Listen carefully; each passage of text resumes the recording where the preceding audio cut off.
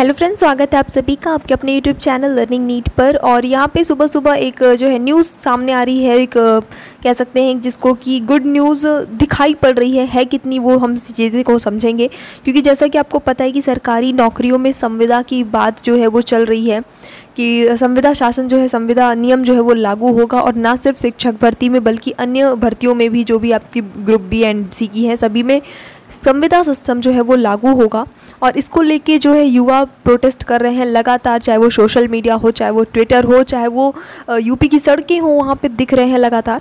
तो उसको लेकर आज एक बयान जो है वो सामने आता है। हालांकि ये मौखिक बयान है जिसमें डिप्टी सीएम केशव प्रसाद मौर्य ने कहा है कि सरकारी नौकरियों में संविदा की बात जो है वो पूरी तरह काल्पनिक है। चलिए देखते हैं पूरी बात क्या है, उन्होंने ओवरऑल क्या कहा है और किस किस चीज़ को उन्होंने काल्पनिक बताया है, क्या क्या चीज़ें। क्योंकि ना सिर्फ संविदा बल्कि कुछ और विषय पे भी उन्होंने बात की है।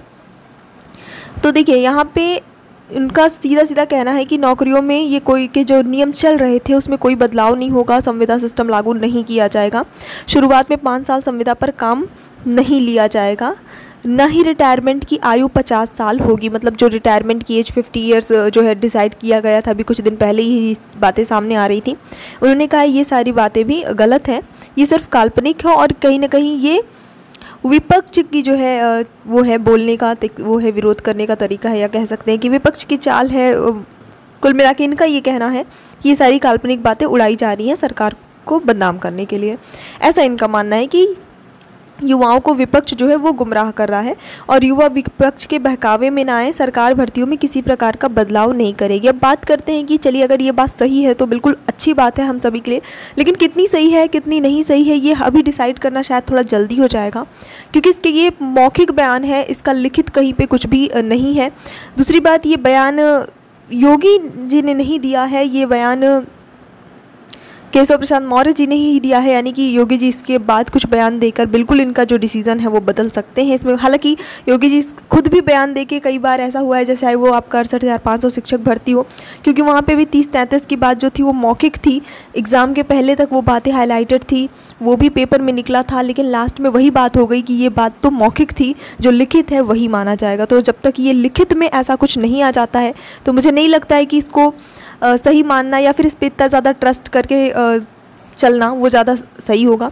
हालांकि लगातार प्रोटेस्ट होते रहेंगे और जिस तरह से विरोध हो रहा है असर ज़रूर पड़ेगा, असर पड़ना स्टार्ट हो चुका है। और अगर ये कंटिन्यू रहा तो निश्चित रूप से ये जो संविदा का नियम है ये पूरी तरह से बायकॉट कर दिया जाएगा। गवर्नमेंट को भी इसे छोड़ना ही पड़ेगा। लेकिन बात वही है कि किसी चीज़ पे जल्दी से ट्रस्ट करके अगर एक दो चीज़ से खुश होकर बैठ जाना, तो हो सकता है कहीं ऐसा ना हो जाए कि 30-33 वाली सिचुएशन हो जाए कि पहले तो हमने कुछ कहा नहीं, खुश हो गए पेपर एक का एक कटिंग देखकर, और लास्ट में जब ज्वाइनिंग की बात आई तब साइड कर दिया जाता है। तो वो चीज़ें नहीं हो पाएंगी।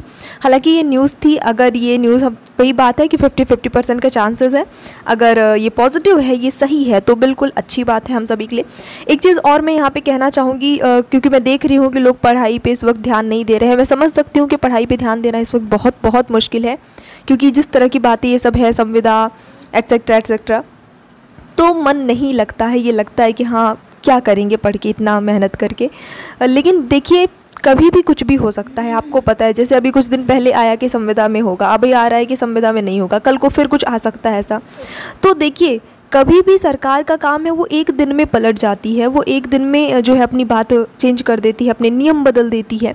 पर हम एक दिन में तैयारी नहीं कर सकते हैं, ये चीज़ आप समझिए, है ना। इनका कुछ नहीं है, ये 1 महीने में फॉर्म भरवा के एग्ज़ाम करवा सकते हैं, ठीक है, इनका काम है एग्ज़ाम करवाना। लेकिन हम 1 महीने में प्रिपरेशन नहीं कर सकते हैं उस लेवल की। इसलिए मैं यही कहूँगी कि जिनको नहीं करना है, जिनका एक वो है कि माइंडसेट है कि हमें अपना जो फील्ड है वो चेंज करना है, उनको मैं बिल्कुल कहूँगी कि अगर आपका किसी और फील्ड में इंटरेस्ट जा रहा है तो आप जाइए, कोई उसमें वो नहीं है। लेकिन जिनको ये है कि हम ये कोर्स कर रहे हैं, हमें ये एग्ज़ाम देना ही है, हमें यूपी टेट है, हमें सी टेट है, हमें क्वालिफाई करना ही है, हमने BTC बीएड किया है तो हमें जाना ही है सुपर टेट में, तो आप प्रिपरेशन करते रहिए। क्योंकि आज नहीं तो कल, कल नहीं तो परसों, कभी तो आपको एग्ज़ाम देना ही होगा और वो सफिशिएंट टाइम नहीं होता है। और ख़ुद को मोटिवेट रखना और बिज़ी रखना भी ज़रूरी बात है। क्योंकि ये पर्सनली मेरा एक्सपीरियंस है कि गवर्नमेंट की यही सारी चीज़ों को देखते हुए माइंड सेट कर लेना कि अब तो एग्ज़ाम होगा ही नहीं और बिल्कुल प्रिपरेशन नहीं करना, और फिर उसके बाद लास्ट में बहुत ज़्यादा पछताना, ज़िंदगी भर के लिए पछताने वाली सिचुएशन। तो वो सारी चीज़ें मैंने और बहुत लोगों ने ये फेस की है, इसलिए मैं अपने पर्सनल एक्सपीरियंस से आपको यही कहूँगी कि वो गलती मत करिए जो बहुत सारे लोग, बहुत सारे इंटेलिजेंट, खुद मेरे बैच में जो बहुत अच्छे थे पढ़ने में, उनके साथ ये हुआ है कि उन्होंने गिव अप कर दिया प्रिपरेशन कुछ टाइम के लिए कि छोड़ो अब तो कुछ होना ही नहीं, और लास्ट मोमेंट पे पता चला 1-2 दिन पहले कि अरे एग्ज़ाम होना है, तो वो रिवीजन के लिए भी सफिशिएंट टाइम नहीं रहा। तो प्लीज़ वो गलती बिल्कुल मत करिएगा, और इसीलिए हमेशा मैं कहती हूँ तैयारी करते रहिए। मेरी भी कोशिश रहती है कि मैं तैयारी आपकी कराती रहूँ।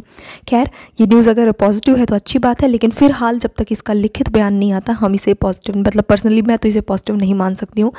आप भी बताइएगा कमेंट सेक्शन में जाके आप कितना ट्रस्ट कर रहे हैं इस न्यूज़ पे, और आगे आप क्या चाहेंगे वो सारी चीज़ें आप एक बार कमेंट ज़रूर करके बताइएगा, ताकि मैं भी समझ सकूँ कि जो मेरे व्यूवर्स हैं उनके क्या व्यूज़ हैं। So thanks for watching, keep studying and bye bye.